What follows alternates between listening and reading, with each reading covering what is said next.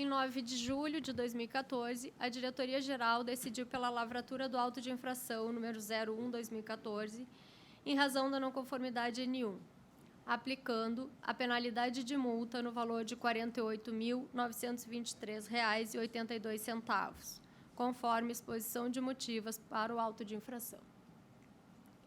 A empresa apresentou recurso ao referido auto, alegando que contratou a empresa Consórcio Cerro Chato para execução plena e completa, sob regime de empreitada integral a preço global, para a implantação do parque eólico.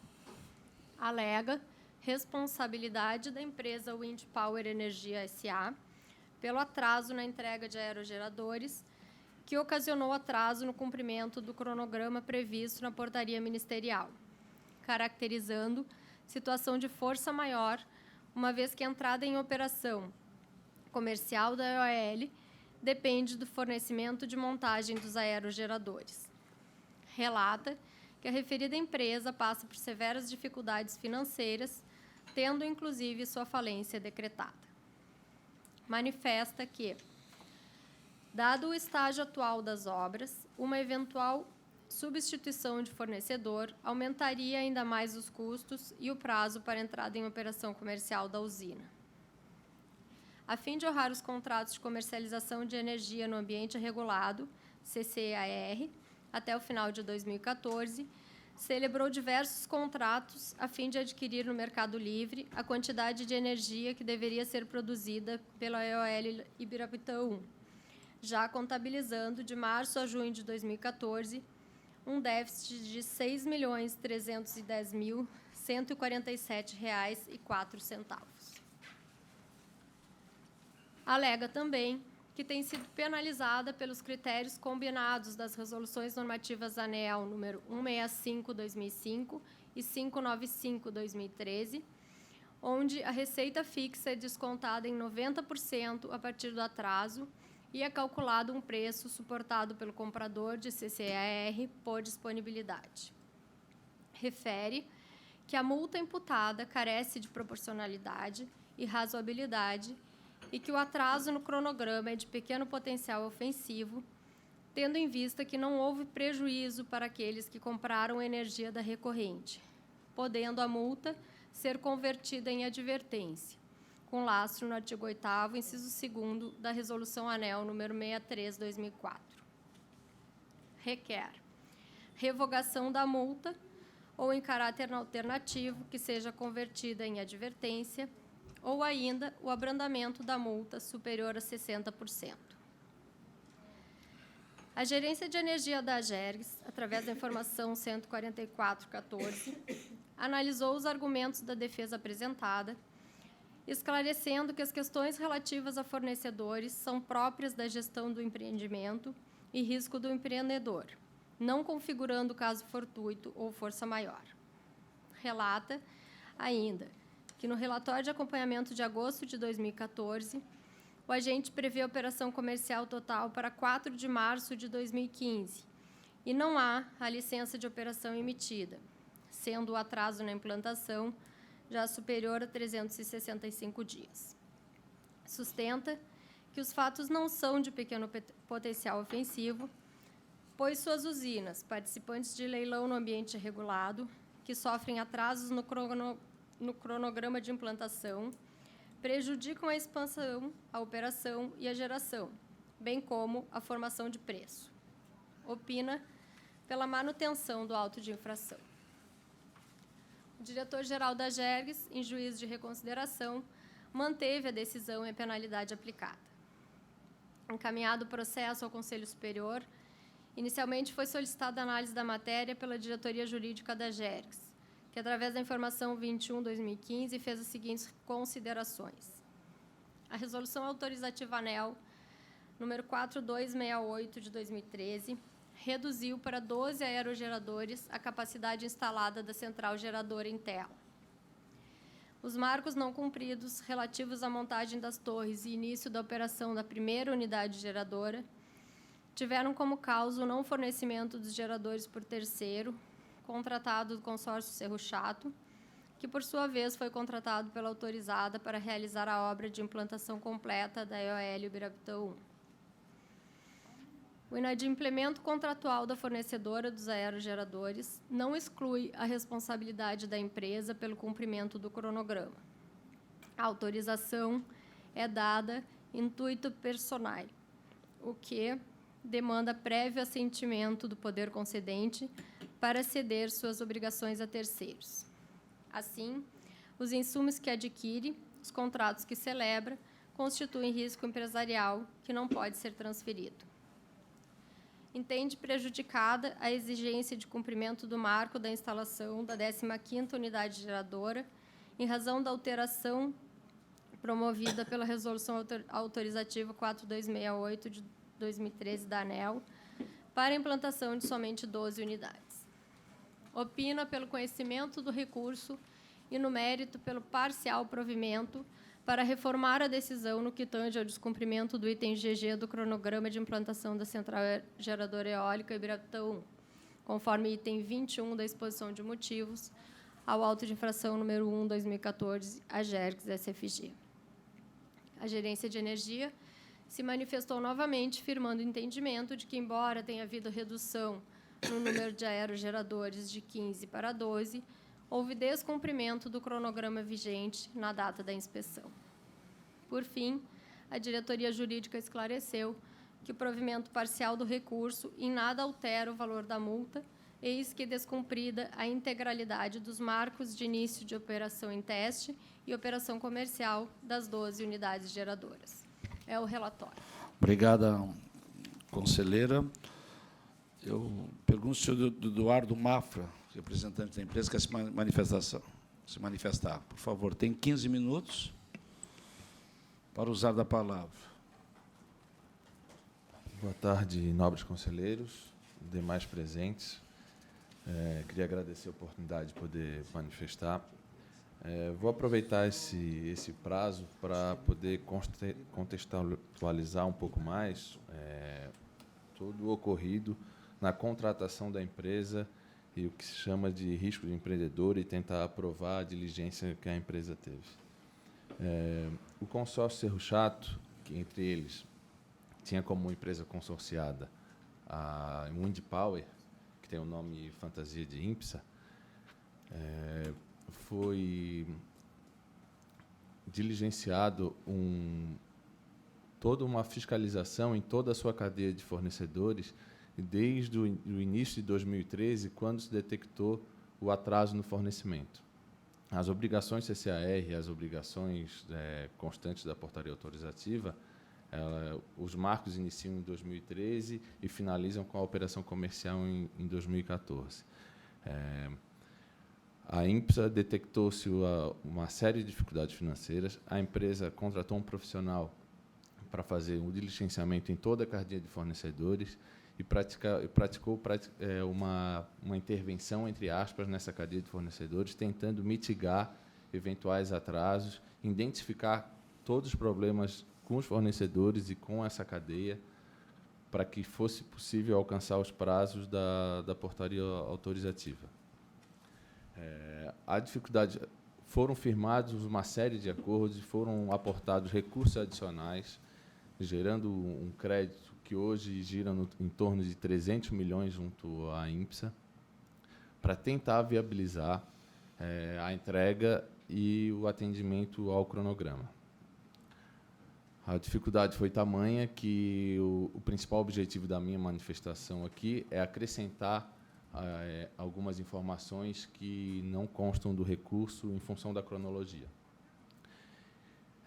Em agosto de 2014, foi apresentado o recurso, continuou, como bem relatou a nobre relatora, não era possível, à época, a substituição sem demandar custos enormes para a eólica Ibirapuitã. Diante da falência, a eólica Ibirapuitã não teve alternativa a não ser contratar uma nova empresa, que foi a VEG, de Jaraguá do Sul, uma empresa de Santa Catarina, para reconstruir todos os 12 aerogeradores.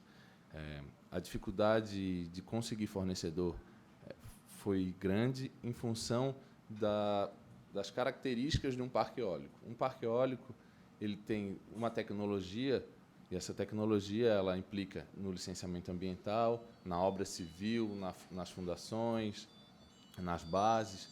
Então, a gente teve que procurar no mercado, que hoje já é restrito de fornecedores, um fornecedor que pudesse nos atender no menor prazo possível, já diante do atraso, que pudesse aceitar as condições da obra civil já presentes e tentar aproveitar o máximo daquele trabalho parcial que a Windpower tinha feito.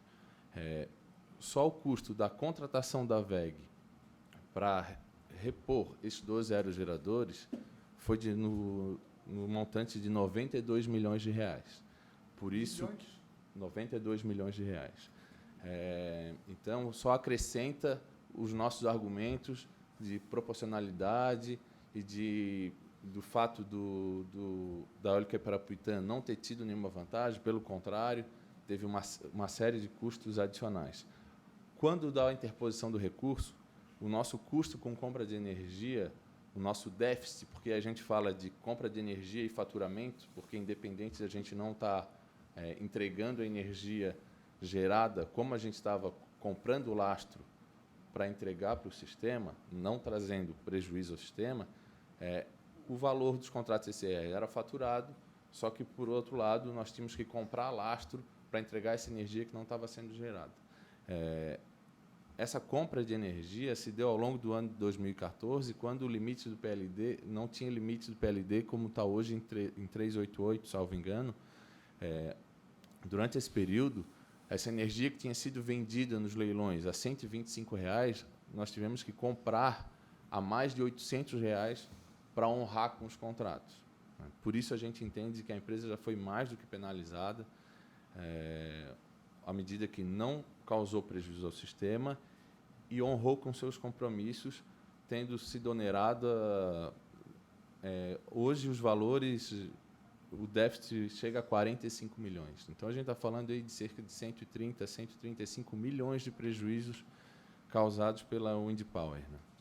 A empresa foi o máximo diligente possível, né, como falei no início da minha manifestação, tentando intervir na fabricação, mas quando trata-se de uma matriz, a matriz eólica, ela tem esse dificultador, que é a questão do projeto ser feito por um aerogerador único.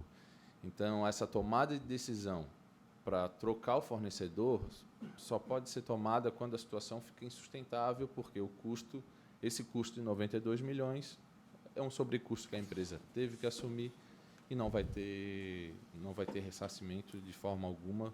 Então, ela honrou com todos os seus compromissos, né? Com relação aos aspectos de proporcionalidade, razoabilidade, a gente entende que no mínimo uma reversão da pena de multa para advertência seria mais adequada ao caso, em função de todos os prejuízos que a empresa teve durante todo esse período, e por não ter dado causa, por ter sido vítima de um motivo de força maior, de terceiro. Lembrando que a INPSA, a contratação, que quando se fala em risco de empreendedor, eventual erro de análise na contratação da empresa, a INPSA era uma empresa que detinha conceito e crédito no mercado. Ela foi contratada por uma série de outros players do mercado, como Chef, como Furnas. Hoje está trazendo um problema muito grande para o setor elétrico. Nós temos, não é objeto aqui do recurso, mas são 5 parques lá em Santana do Livramento. A eólica Parapuitã é um deles. Os outros 4 parques também foram contratados com a INPSA, e a gente tem até um pleito hoje junto à ANEEL para suspensão dos contratos CCRs em função da recuperação judicial e da falência da INPSA. Hoje a gente não tem sequer operação e manutenção da INPSA, como nós não detemos o conhecimento do software e a tecnologia, ela é protegida pela propriedade intelectual. Então, hoje, não só nós, como esses 4 parques, vários outros players do mercado estão tendo essa dificuldade. No caso da eólica Parapuitã, a gente conseguiu intervir a tempo, com custo altíssimo, mas hoje o parque está em operação. Então, por entender que a empresa foi diligente, por ter sido vítima de uma força maior, a gente reitera o pedido de revogação da multa ou, alternativamente, a aplicação de advertência. Muito obrigado. Obrigado, professor Eduardo. Retornamos a palavra à conselheira relatora para a fundamentação. Da fundamentação. A portaria MME 68, de 22 de fevereiro de 2012, autorizou a empresa a estabelecer-se como produtora independente de energia elétrica mediante a implantação e exploração da central geradora eólica Eolio Ibirapitã 1, localizada no município de Santana do Livramento.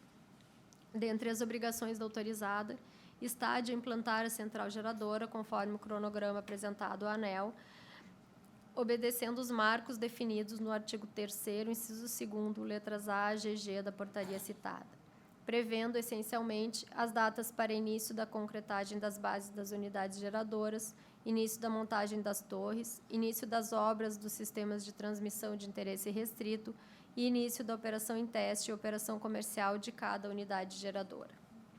Importante esclarecer que o cronograma especificado na portaria é fonte oficial para subsidiar o ato fiscalizatório que gerou a lavratura do termo de notificação e posterior auto de infração. O argumento que a empresa não deu causa ao atraso do cronograma não deve ser acolhido, visto que o cronograma de obras constitui obrigação da autorizada, assim como a adoção de todas as medidas preventivas para assegurar o seu cumprimento.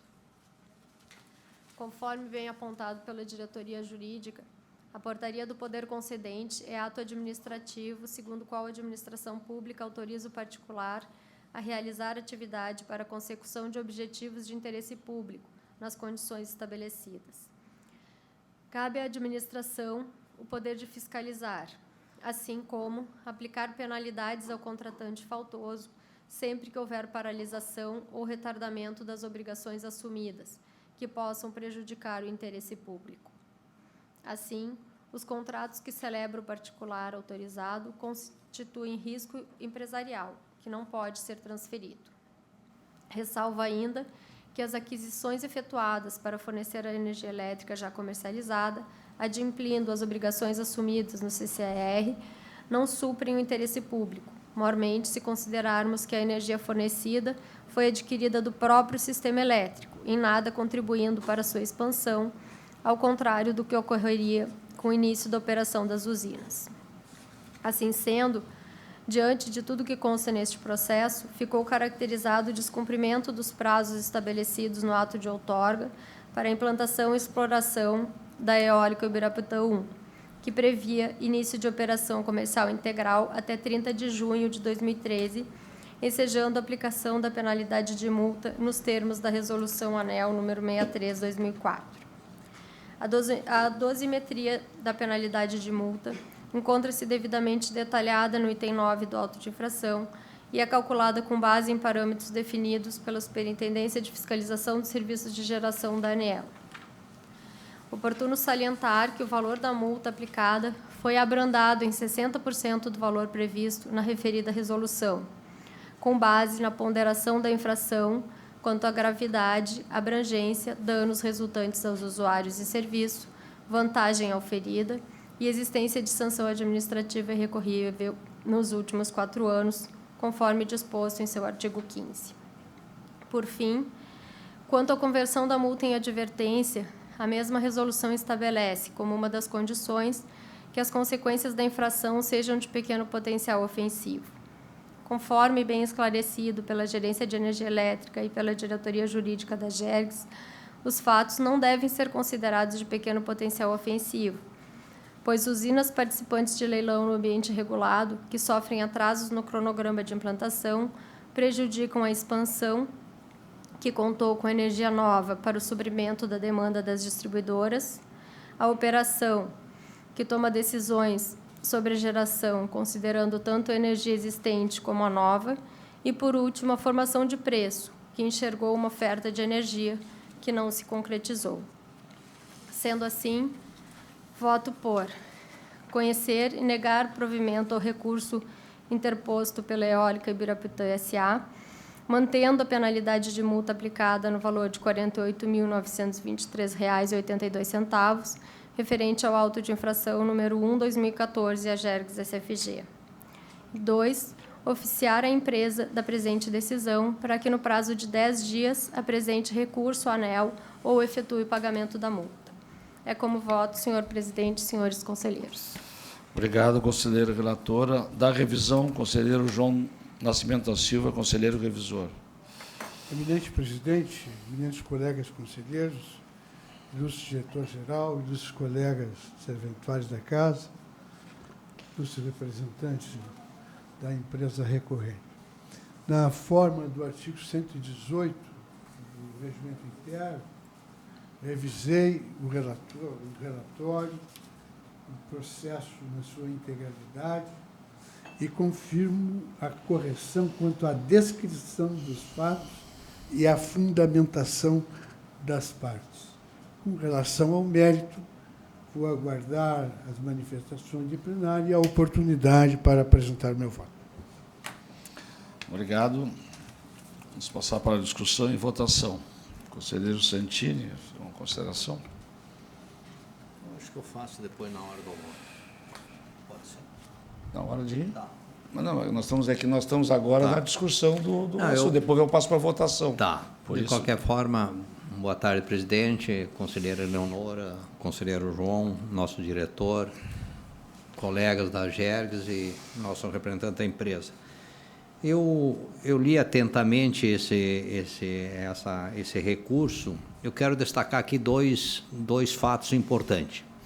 Primeiro, a diretoria de energia e gerência, a diretoria jurídica e o diretor-geral da casa, pelo fiel cumprimento do processo de fiscalização.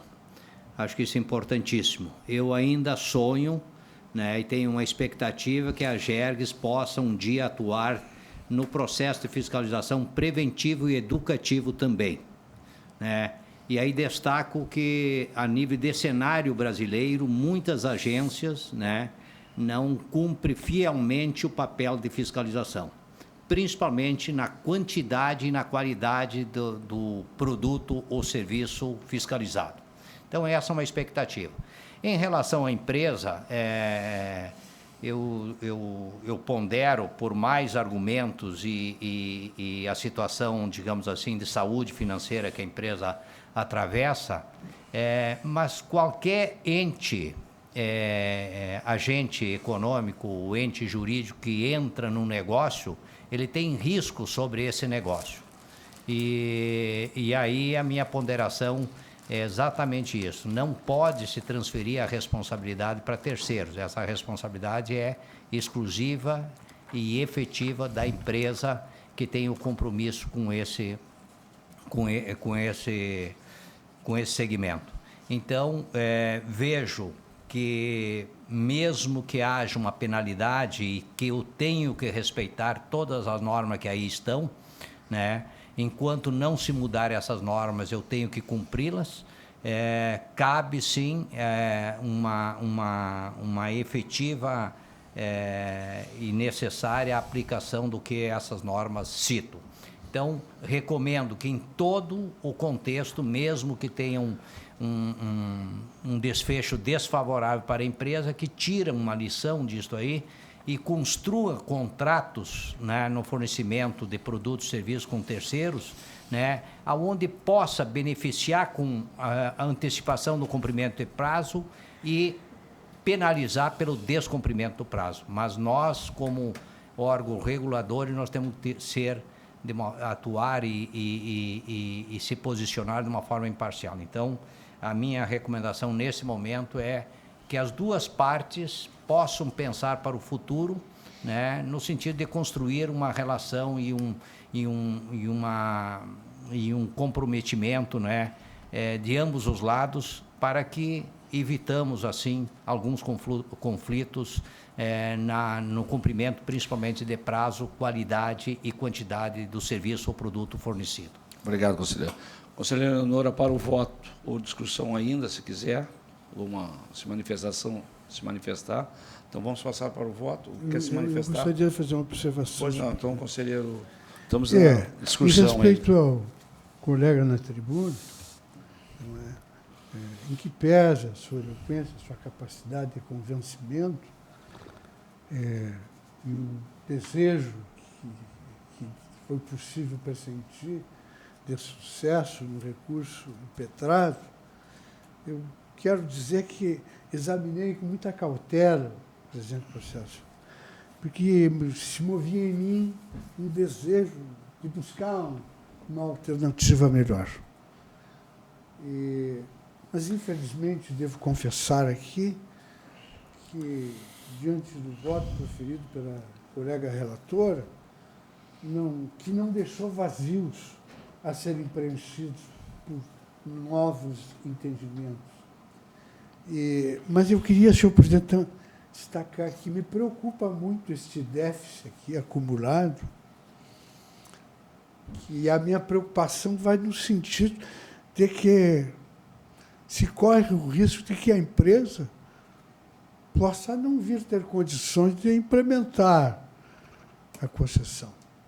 Porque é da natureza jurídica da concessão, está implícito no espírito da concessão exatamente aquilo destacado pela relatora e pelo colega Santini.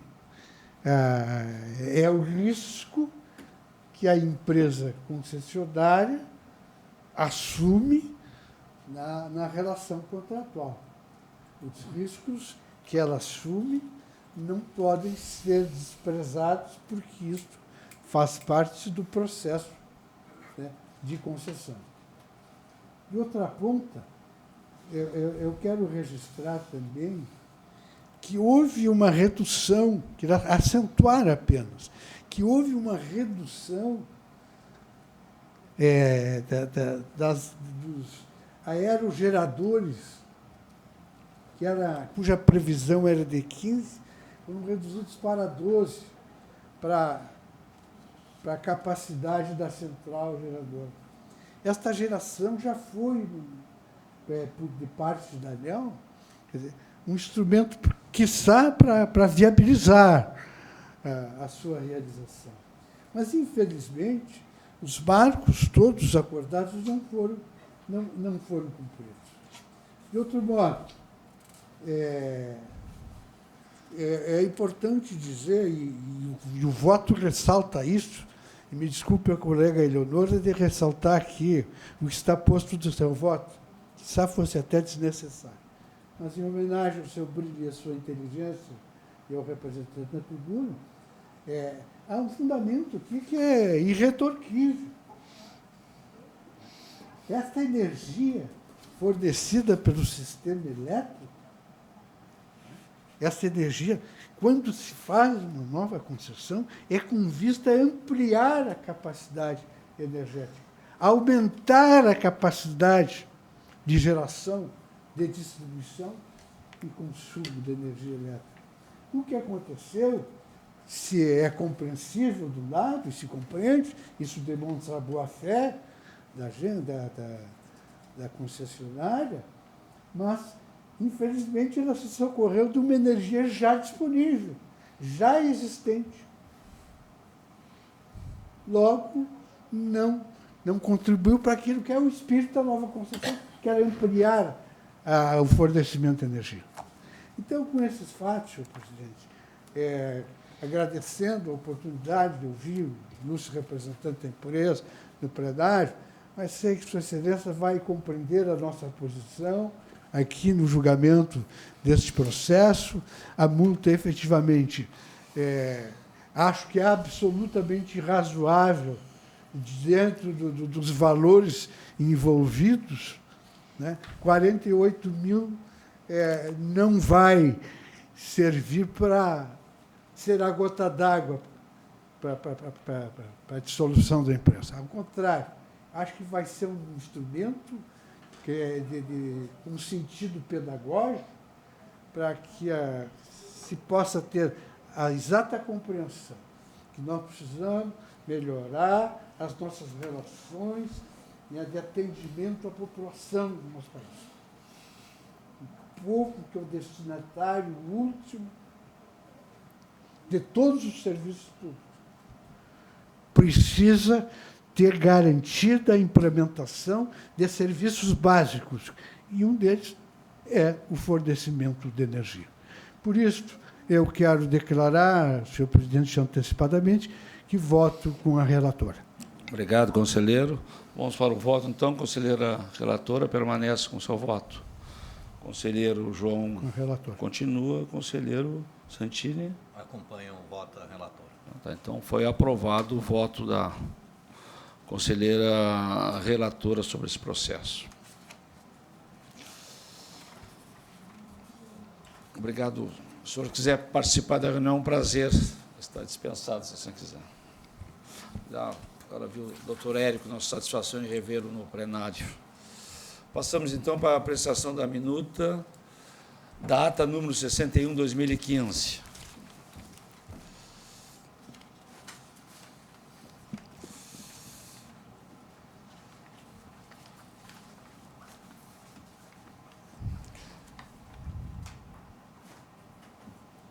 Eu só queria comunicar que eu pedi para a secretaria que agilizasse essa ata, tendo em vista que nós tínhamos que colocar no Diário Oficial. Então, só uma questão de prazo, porque tem algumas atas ainda, poucas, mas tem algumas atas atrasadas. Alguma consideração, conselheira? Não. Aprovado. Conselheiro João? Aprovo, senhor Conselheiro. presidente. Então, está aprovado a ata número 61. Comunicações. Foram distribuídos ao Conselho Superior para análise e deliberação os seguintes processos. Processo 00-1227-39.00/15-7, que trata do recurso do usuário Anderson Vieira Farias contra a CED pela cobrança referente à recuperação de consumo não registrado, sendo relator e revisor, respectivamente, a conselheira Leonora da Silva Martins e o conselheiro Alcebiades Santini. Processo 00-52-39.00/15-0, que trata do recurso do usuário Jorge Arides de Armas Siqueira contra a CED pela cobrança referente à recuperação de consumo não registrado, sendo relator e revisor, respectivamente, o conselheiro João do Nascimento da Silva e o conselheiro Alcebiades Santini.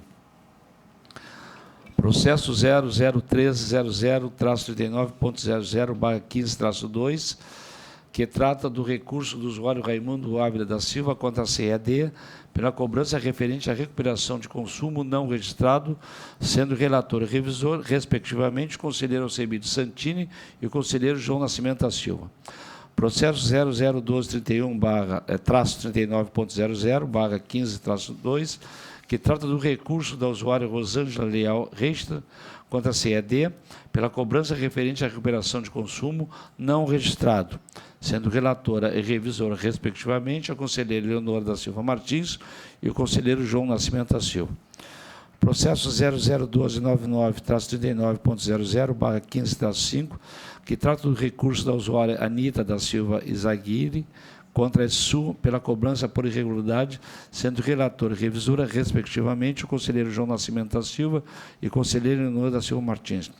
Processo 0011-94-39.00/15-3, que trata do recurso do usuário Jones Mantelli contra a CED pela cobrança referente à recuperação de consumo não registrado, sendo relator e revisora, respectivamente, o conselheiro Alcebiades Santini e a conselheira Leonor da Silva Martins.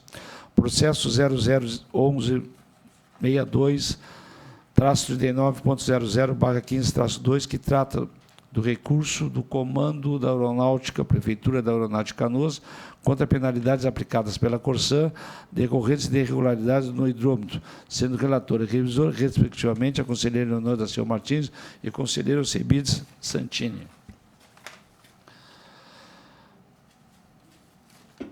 2.2. Recebimento de e-mail da ANEEL com abertura de audiência pública por meio de intercâmbio documental.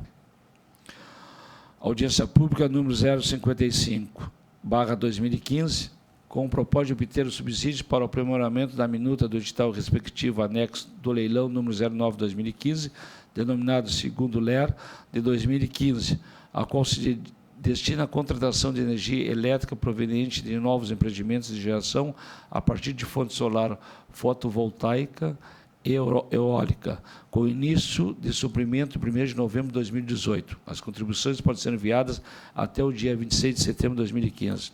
AP número 058/2015, com o propósito de obter subsídio para alteração das regras de comercialização para permitir que restrições elétricas entre reservatórios equivalentes de energia reais seja mantida para a formação de preço no mesmo modo que restrições elétricas decorrentes do atraso de linhas de transmissão e distribuição que representem limitação de escoamento de energia e autorização para a utilização da versão 20.2 do modelo Neuvale e da versão 22.1 do modelo Decomp pelo NOS ECE.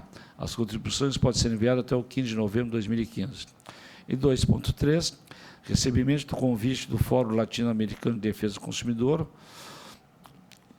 FEDC e PROCON RS, para a reunião plenária de setembro a ser realizada no dia 11 de novembro de 2015, sexta-feira, às 9h30, às 12 horas, no auditório do PROCON RS, na rua 7 de setembro de 2015. E 2.4, comunicação de férias da conselheira Leonora da Silva Martins, nos dias 5 a 18 de outubro de 2015.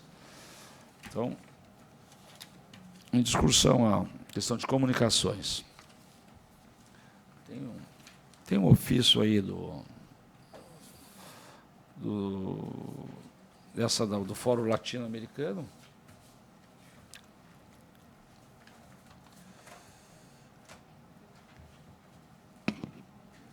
Só para esse do PROCON, o Fórum Latino-Americano de Defesa do Consumidor convida a Vossa Senhoria para participar. A reunião plenária de setembro a ser realizada no dia 11 de novembro de 2015, às 9h30 no auditório PROCON RS, localizado na rua 7 de setembro, centro de Porto Alegre, com a seguinte programação: 9h30, abertura do evento, Dr. Sérgio Luiz de Araújo Facioli, secretário de Justiça e dos Direitos Humanos do Estado do Rio Grande do Sul. 9h45, apresentação do tema Os 25 anos do Código de Proteção e Defesa do Consumidor, conquistas, desafios e perspectivas. Debatedores convidados: Bruno Miragem, professor presidente do Brasilcom e autor de várias obras de direito do consumidor. Cláudio Bonato, procurador de Justiça, professor e autor de várias obras de direito do consumidor. Mediadores: Alcebiades Adil Santini, presidente do Fórum Latino-Americano de Defesa do Consumidor, e da doutora Flávia do Canto Pereira, diretora do PROCON RS. Inscrições a fazer. Provavelmente eu vá, mas se algum conselheiro mais quiser acompanhar, se não tiver nada na quinta-feira, não sei se tem alguma coisa marcada, mas se algum conselheiro quiser me acompanhar. Hein? É terça-feira? Ah, é sexta-feira. Está ótimo. Dia 11. Melhor ainda, então.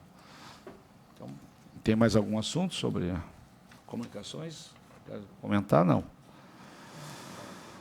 Então, passamos a matéria. Bom, temos, então, assuntos gerais. Não temos nada registrado, não sei se algum conselheiro... Eu só queria comunicar que, hoje pela manhã, entramos em contato.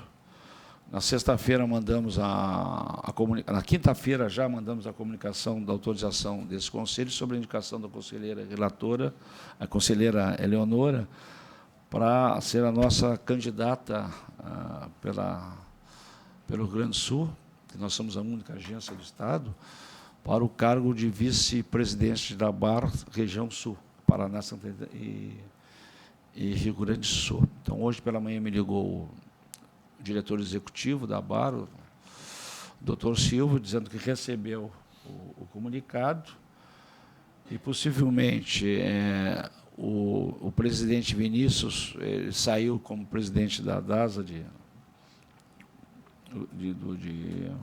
Brasília, porque lá eles têm que, todo presidente que sai, eles têm 6 meses de quarentena, mas eles ficam trabalhando como diretor de assuntos, não sei, não me lembro, recebendo, mas depois é que são desligados. Então, existe uma dúvida ainda na BAR se ele pode permanecer ou não como presidente da BAR nesse período de 6 meses. Eu queria saber a minha opinião. Eu disse, olha, isso tem que ver o aspecto legal, mas, a princípio, me parece que ele não lhe cabe mais ser presidente da BAR, apesar de todo o carinho que nós temos pelo presidente Vinícius, mas isso cabe à diretoria da BAR para resolver. Mas a ideia inicial é de se fazer o vice-presidente, eu estou fazendo aqui um relato, só para os senhores ficarem sabendo, o vice-presidente da BAR é o Fábio, que é o presidente da Agência de Regulação de Amazonas, que é o primeiro vice-presidente, deve assumir.